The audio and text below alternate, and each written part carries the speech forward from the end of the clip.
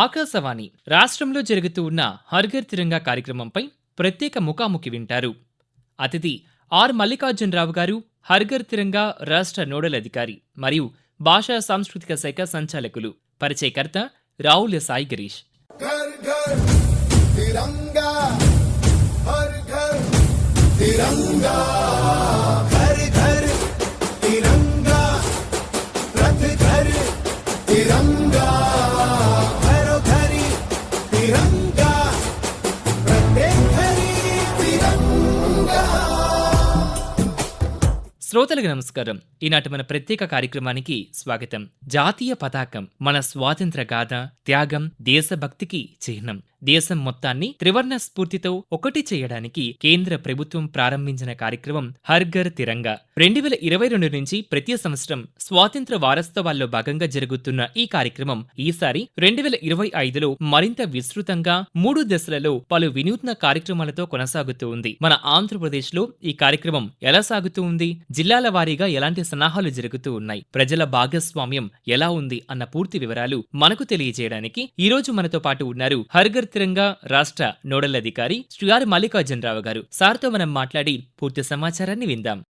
Sir నమస్కారం. Sir నమస్కారం. Sir, కార్యక్రమంలో ముందుగా హర్ ఘర్ తిరంగా కార్యక్రమం 2025కి సంబంధించిన వివరాలు సార్. 2022లో మనకి ఆజాదీ కా అమృత మహోత్సవ్ అంటే స్వాతంత్రం వచ్చి 75 సంవత్సరాలు నిండిన సందర్భంగా ఉత్సవాలు నిర్వహించుకుంటూ దాంట్లో హర్ ఘర్ తిరంగా అనే కార్యక్రమాన్ని కూడా ఇంక్లూడ్ చేయడం జరిగింది. అది అప్పటి నుంచి జరుగుతూ వచ్చింది. జెండా మీద ఉన్నటువంటి అనేకమైనటువంటి ఆంక్షలన్నీ కూడా సడలించి దాన్ని అందరికీ కూడా సరళీకృతం చేసి ప్రతి ఇంటి మీద కూడా జెండా ఎగరవేసుకునే విధంగా మనకి జీవోల రూపంలో ఆజ్ఞలు ఇవ్వడం జరిగింది. దానిలో భాగంగా ఈ సంవత్సరం దీన్ని హర్ ఘర్ తిరంగా, ప్రతి ఇంటిపై 30 జెండా, ఈ విధమైనటువంటి కార్యక్రమాన్ని 3 ఫేజుల్లో చేయమని చెప్పడం జరిగింది. దానికి నన్ను నోడల్ ఆఫీసర్ గా నియమించడం జరిగింది. సార్, ఇప్పుడే మీరు చెప్పడం జరిగింది ఈసారి హర్ ఘర్ తిరంగాని 3 ఫేజులు నిర్వహించమని చెప్పారని చెప్పి. మరి ఆ 3 ఫేజులు ఏంటి, వాటికి సంబంధించిన వివరాలు సార్? 3 ఫేజులు అంటే 2వ తారీఖు ఆగస్టు నుంచి 8వ తారీఖు వరకు. ముఖ్యంగా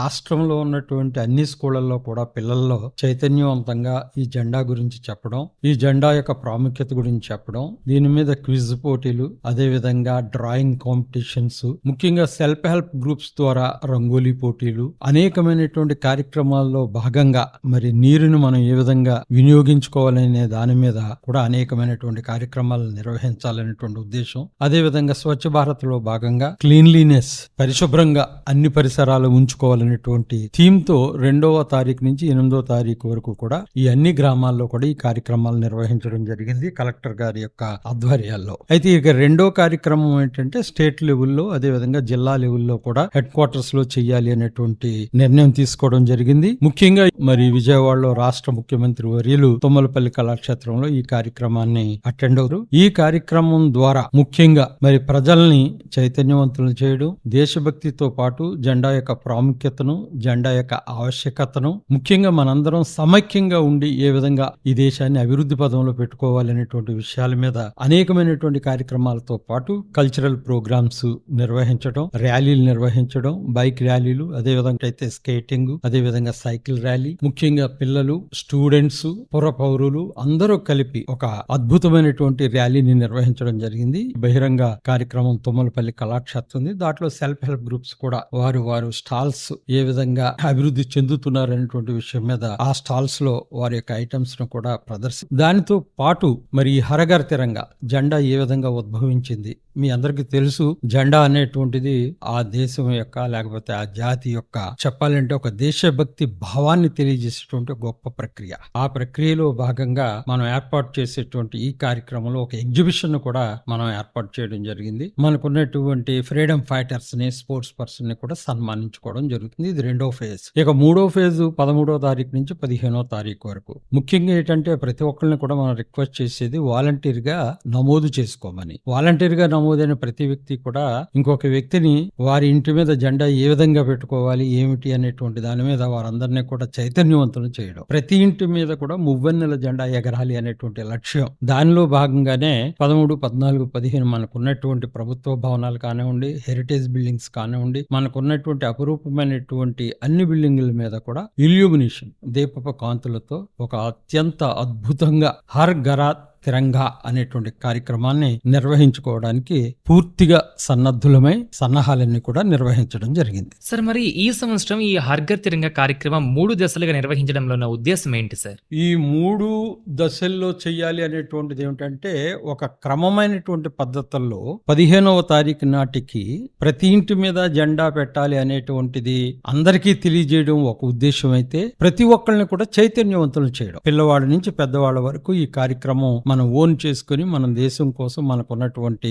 జాతీయ జెండాని ప్రతిష్ఠించుకోవాలనేటువంటి విషయాన్ని తెలియజేయడం కోసం 3 దశలుగా పెట్టడం జరిగింది. 2 నుంచి 8 వరకు కూడా స్కూళ్లలో, అదే విధంగా గ్రామాల్లో ఈ కార్యక్రమం, తరువాత కార్యక్రమం స్టేట్ లెవెల్లో, డిస్ట్రిక్ట్ లెవెల్లో, ఇక చివరి కార్యక్రమం 13 నుంచి 15 ప్రతి ఇంటి మీద, ప్రతి గృహం మీద కాకుండా అన్ని బిల్డింగ్ల మీద కూడా ఈ కార్యక్రమం నిర్వహించే విధంగా, ఇల్యూమినేషన్ చేసే విధంగా కూడా నిర్వహించడం జరిగింది. సార్ మీరు చెప్పినట్టు హర్ఘర్ తిరంగా హర్ఘర్ స్వచ్ఛత కార్యక్రమం స్వచ్ఛ భారత్ మిషన్ తో ఎలా అనుసంధానించారు సార్? ఈ Swachh Bharat machine already active గా ప్రతి గ్రామంలో కూడా పనిచేయడం జరుగుతుంది. ఈ సూచనల ప్రకారంగా ఇది ఒక డ్రైవ్ గా 2 నుంచి 15 వరకు కూడా ఈ జలం విషయంలోను, అదే విధంగా పరిశుభ్రత విషయంలో కూడా సూచనలు ఇవ్వడం జరిగింది. ఆవరణాలను కూడా పరిశుభ్రంగా పెట్టుకుంటున్నారు, శుభ్రంగా ఉంచుకుంటున్నారు, డెకరేట్ చేసుకుంటున్నారు. తదనుగుణంగా ఒక పండుగ వాతావరణాన్ని క్రియేట్ చేసుకుంటున్నాం. అదేవిధంగా ప్రజలను కూడా చైతన్యవంతులు చేస్తున్నాం. జలం ఎలా ఉపయోగించుకోవాలి, ఆవరణ పరిశుభ్రంగా ఎలా ఉంచుకోవాలి అనేటువంటి విషయం మీద. జిల్లాల వారీగా ఈ యొక్క హర్ఘర్ తిరంగా అమలు ప్రగతి గురించి ఒకసారి వివరిస్తారా? ఇప్పటి వరకు మనకి ప్రతి జిల్లాలో కూడా, ప్రతి గ్రామంలో కూడా ఈ కార్యక్రమాలన్నీ కూడా చాలా స్వచ్ఛందంగా అందరూ కూడా చురుగ్గా పాల్గొంటున్నారు. ఇప్పుడు రాష్ట్ర స్థాయిలో కాకుండా దేశ స్థాయిలో చూసినట్లయితే మన పొజిషన్ 5వ స్థానంలో ఉంది. ముఖ్యంగా యాక్టివిటీ చేయడంలో కానివ్వండి, వాలంటీర్స్ నమోదు కావడం కానివ్వండి. ఇక రాబోయే 4 రోజులు ఇంకా యాక్టివ్గా ఉంటాయి. ప్రతి ఒక్కళ్ళు మిగతా వాళ్ళని యాక్టివ్ చేయడం, వాళ్ళందరూ కూడా వాలంటీర్స్గా నమోదు చేసుకోవడం, మిగతా వాళ్ళని చైతన్యవంతులు చేసి ప్రతి ఇంటి మీద జెండా ఎగరవేసి ఆ సెల్ఫీని మనం లోడ్ చేయడం. ఆ విధంగా ఏంటంటే మన యొక్క స్ట్రెంగ్త్ను చాటి చెప్పుకోవడం. సార్ మీరు రాష్ట్రంలో మీరు చెప్పడం జరిగింది త్రివర్ణ రంగోలీ క్విజ్ ఎగ్జిబిషన్ వంటివి నిర్వహించారని చెప్పి, మరి వీటికి స్పందన ఎలా వస్తుంది సార్? చాలా అద్భుతంగా ఉంది. మీరు ఒక్కసారి వెబ్సైట్ లో చూసినట్లయితే ఆ ఫొటోస్ అన్ని కూడా మీకు అర్థమవుతుంది. చాలా అద్భుతంగా అన్ని కార్యక్రమాలు, వినూత్నంగా కూడా కార్యక్రమాలు చేస్తున్నాం. స్కేటింగ్ చేసాం, అదే విధంగా సైకిల్ ర్యాలీలు చేస్తున్నారు, బైక్ ర్యాలీలు చేస్తున్నారు, సోల్జర్స్ జెండాలు పట్టుకుని ర్యాలీలు చేస్తున్నారు, అంగన్వాడీ వర్కర్స్ చేస్తున్నారు, అదే విధంగా పారిశుద్ధ కార్మికులు చేస్తున్నారు, అదే విధంగా హెల్త్ వర్కర్ చేస్తున్నారు, అదే విధంగా ప్రజలు చేస్తున్నారు, పిల్లలు చేస్తున్నారు, ముగ్గులు వేస్తున్నారు, పెయింటింగ్ చేస్తున్నారు. రకరకాల యాక్టివిటీస్ తో ఈ కార్యక్రమాన్ని అద్భుతంగా నిర్వహిస్తున్నారు. సార్ గ్రామీణ ప్రాంతాలు, పంచాయతీలు, గ్రామ సచివాలయాలు ఈ కార్యక్రమం ఏ విధంగా ఉంది? అక్కడి నుంచి అంటే గ్రామీణ ప్రాంతాల్లో, అదేవిధంగా ట్రైబల్ ఏరియాస్ లో హర్ఘర్ తిరంగాకి ఎలాంటి స్పందన వస్తుంది? చాలా మంచి స్పందన ఉంది. ముఖ్యంగా మనం ఎప్పుడైతే పిల్లల్ని మోటివేట్ చేస్తామో ఈ పిల్లల తల్లిదండ్రులకు చెప్పడం జరుగుతుంది. తల్లిదండ్రులకు ఆల్రెడీ తెలుసు. తద్వారా ఏంటంటే ఇది ఒక జాతీయతా భావంతో అందరూ చేయవలసినటువంటి ఒక మహత్తర కార్యక్రమము. ఇది మన ఆలోచనలకి, మన ప్రగతికి, మన ధైర్యానికి ఒక సింబాలిజం అనేటువంటి విషయంతో సమైక్యతగా అందరూ చేయాలి అనేటువంటి ఉద్దేశంతో అందరూ కూడా చాలా యాక్టివ్గా పార్టిసిపేట్ చేస్తున్నారు. సార్ యువతలో ఐక్యతను, దేశభక్తిని ఈ యొక్క హర్ఘర్ తిరంగా కార్యక్రమం ఏ విధంగా పెంపొందించగలుగుతుందంటారు? ఇప్పుడు ఉదాహరణకు మనం కండక్ట్ చేసిన ర్యాలీలో 80% యువతే ఉన్నారు. జస్ట్ మనం ఒక ఇన్విటేషన్ చెప్పాం, ఉదయం మనకి 7 o'clock ర్యాలీ అని. సహజంగా 7 o'clock ర్యాలీ అనేటప్పటికి రమారమి 3,000 నుంచి 4,000 మంది వచ్చి ఉన్నారు అంటే యూత్ చాలా అట్రాక్ట్ అయినట్టే కదా. ఇది నాది, నా భావన అనేటువంటి ఒక ఫీలింగ్ ఎప్పుడైతే వచ్చిందో వాళ్ళకి దేనికైనా సిద్ధపడతారు. సార్ మీరు ఇందాక చెప్పారు సెల్ఫీ విత్ తిరంగా అని చెప్పి. సో ఈ సెల్ఫీ విత్ తిరంగా కార్యక్రమం మన రాష్ట్రంలో ఏ విధంగా జరుగుతుంది? మనం ఇప్పుడు ప్రజెంట్ 5వ స్థానంలో ఉన్నాం దేశంలో. ఇది ఇంకా నెంబర్ 1 స్థానం అవడానికి ఇంకా 2 రోజులు ఉంది కాబట్టి, అందరిలోనూ కూడా చైతన్యం వచ్చింది కాబట్టి రేపు ఎల్లుండిలో ఇంకా మనం ముందుకు వెళ్ళడానికి అవకాశాలు ఉన్నాయి. హర్ఘర్ తిరంగా క్యాంపెయిన్ పూర్తయిన తర్వాత మన జాతీయ జెండాను ఎలా గౌరవంగా భద్రపరచాలి? ఇంతకు ముందు ఈ జాతీయ జెండా అనే విషయంలో చాలా రెస్ట్రిక్షన్స్ ఉండేవి. అవన్నీ మరి జిందాల్ లాంటి వాళ్ళు సుప్రీంకోర్టు వీటికి వెళ్ళి ఫలితం ఏమిటి అంటే సరళీకరమైంది. ప్రతి ఒక్కళ్ళు జెండాని తమ ఇంటి మీద పెట్టుకోవచ్చు. ఆ సూచనల ప్రకారంగా జెండాని భద్రంగా ఉంచాలి అనేటువంటిది కాన్సెప్ట్.